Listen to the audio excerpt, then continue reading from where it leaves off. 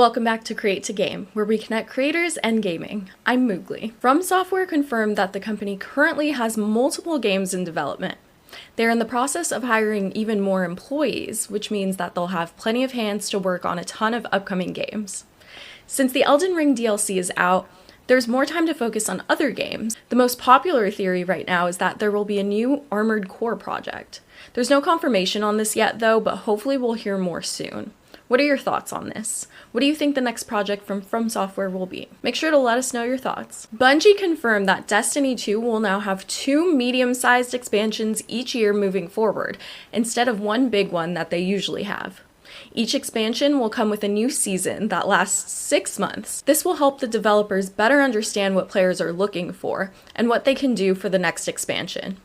Bungie released an expansion timeline for what's coming up next, which shows the Apollo expansion coming out in summer 2025 and the Behemoth expansion coming in winter 2025. The expansions will include new stories, locations, missions, weapons and gear, and raids and dungeons.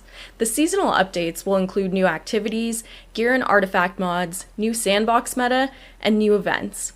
Each update will also bring a rewards pass, where players can earn exotic weapons and ornaments, legendary weapons and armor ornaments, gear upgrade resources, and cosmetics. Destiny just celebrated its 10-year anniversary, and with the milestone comes the opportunity to get the Destiny Anniversary armor in Destiny 2. So if you haven't played in a while, now's a great time to get back in. This next one is a really hot topic right now, I think. The PS5 Pro was announced this week, and the new console will have some upgrades from the PS5, like upgraded GPU, advanced ray tracing, and AI-driven upscaling. The GPU will have 67% more compute units than the PS5 and 28% faster memory. This will enable up to 45% faster rendering. The PS5 Pro will have more powerful ray tracing that will allow rays to be cast in double or triple the speeds of the PS5. Lastly, the PS5 Pro will have PlayStation Spectral Super Resolution, which is an AI-driven upscaling that uses machine learning-based technology to provide sharp image clarity by adding detail and filling in the blanks in the game images. Oh, and the price will be $699. Here are my thoughts. Okay, the changes seemed good. Visually, I can slightly tell the difference between the graphics from the PS5 and the PS5 Pro from what I've seen so far. It doesn't make a huge difference for me because if I'm able to save a bit of money, I'm willing to sacrifice a bit of the graphics. But why is it $700? Why is it not $500? That's a joke. It's already expensive anyway. And the vertical stand is sold separately, so you're not even getting the full thing. It's such a bad look, and oh, it's like, what parts can we get away with selling separately just so we can raise the price? Like, we know $700 is already steep, but we can't make it cost more as like the ticket price, so let's just make it $700 and then make a whole bunch of things sold separately. So it seems better than it is, I guess. And the disc drive is sold separately too, so if you want that, it's an additional $50, or you can just get it for the low price of $700 without a disc drive. So overall, it's more than $700 for all the parts and everything. I'm seeing a lot of people disappointed in how mediocre the PS5 Pro seems in comparison to the PS5. I don't know. Would you guys buy the PS5 Pro right now? Do you think it's worth it? Do you think it'll go down in price after like a couple years?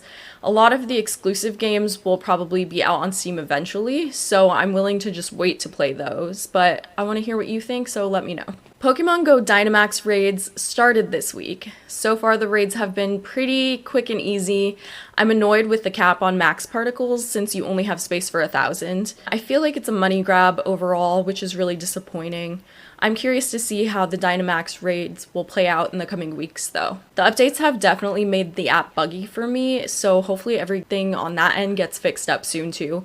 It's fun because it gives me more to do during the day and on the app, but it just feels like they implemented this so people could spend more. We're getting quite a few new games this week. Hands of Necromancy 2, The Spell Brigade, and The Train Yard Builder will be out on September 16th. Final Fantasy XVI, Marco Beyond Brave, and The Plucky Squire will be out on September 17th. Dead Rising Deluxe Remaster will come out on September 18th. Broken Sword Shadow of the Templars Reforged, Enotria The Last Song, Into the Radius, and Toy Tactics will be out on September 19th. And finally, Frostpunk 2, Matchbox Driving Adventures, Runebender VR, and the Karate Kid Street Rumble will be out on September 20th. Last week, I asked you guys what your favorite co-op game is. We got a response saying that TMNT Shredder's Revenge was a favorite. Gotta love the Teenage Mutant Ninja Turtles. I also got asked about my favorite co-op game, and the first thing that came to mind was Pico Park. It's a puzzle game for 2 to 8 players where you try to get from one side to the other while working together to unlock a door. So if you have you and all your silly friends in one game, and then usually we have someone trolling, so we'll get right to the end part, and right before we make it through the door, someone will purposely throw. So it's frustrating and funny at the same time. Every time I play, I'm like dying of laughter. We need to get a group together to play again because this game is a riot. It's so hard to wrangle 8 people and try to get everyone to collaborate and not mess up the controls. So if you haven't played, I highly recommend it. It's for PC. It's only $5 on Steam. It's a really hilarious time. Thanks again for tuning into this week's episode of Create2Game. If you want to find more from the Valkence family, including other podcasts, you can head to valkence.com. And you can find me on social media at MoogliGames. Usually I post the question of the week there, so feel free to check it out and share your thoughts in an upcoming episode. Thanks for watching.